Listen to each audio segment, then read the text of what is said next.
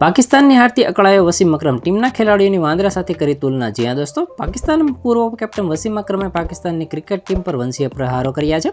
તેમણે એક શોમાં પાકિસ્તાન ખેલાડીઓની તુલના વાંદરાઓ સાથે કરી દીધી છે અને નોંધનીય છે કે ચેમ્પિયન્સ ટ્રોફી 2025માં પાકિસ્તાનના ખરાબ પ્રદર્શનને કારણે ચાહકોમાં ઘણો ગુસ્સો દેખાઈ રહ્યો છે.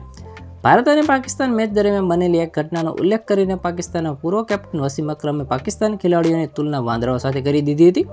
તેમણે કહ્યું કે હું પહેલો કે બીજો ડ્રિંક્સ બ્રેક પર હતો. આ દરમિયાન વાંદરાઓ એટલા કેળા નથી ખાતા જેટલા આ ખાઈ રહ્યા છે. જો હું રમતો હોત અને ઇમરાન ખાને મને આટલા બધા કેળા ખાતા જોયો હોત તો તે મને ત્યાંથી ઉધડો લઈ લેત. જ્યારે આ નિવેદન આપવામાં આવ્યું ત્યારે વકાર યુનિસ ઉપરાંત બે ભારતીય ક્રિકેટર અજય જાડેજા અને નિખિલ ચોપડા પણ વસીમ અકરમ સાથે શોમાં હાજર હતા.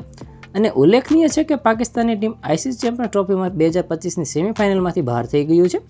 પાકિસ્તાન આ ટુર્નામેન્ટની પહેલી બે મેચ સતત હારી ગયું છે, જેના કારણે હવે પાકિસ્તાનની ટીમ સેમીફાઇનલ પહોંચશે નહીં.